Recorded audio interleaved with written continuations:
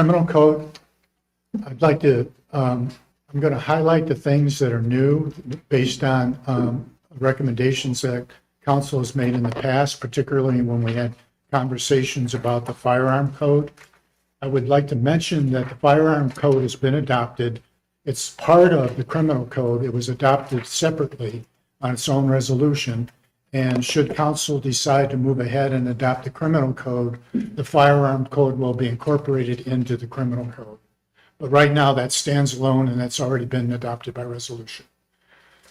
So in terms of some feedback we had and direction we had from council in modifying or updating the criminal code, a lot of it is just bringing the language and the logic and the flow of the code up to current standards, which we've done.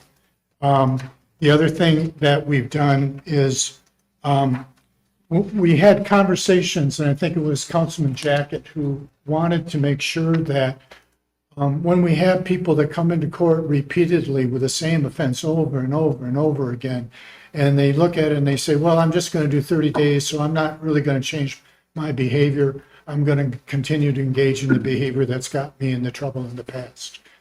Based on that, we have added in section 11 under sentencing, there is now section 3-11-105, and that's a habitual misdemeanor and petty offense offender, which means that we can now, if you have somebody who is a repeat offender of the same offense, they're not a minor, and they come into court as a separate charge, the court can now double the sentence. So the misdemeanor was 364 days and up to $1,000 in fines if you were convicted of a misdemeanor.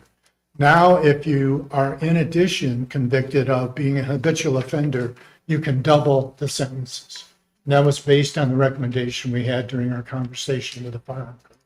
So that's a new provision, 3-11-105.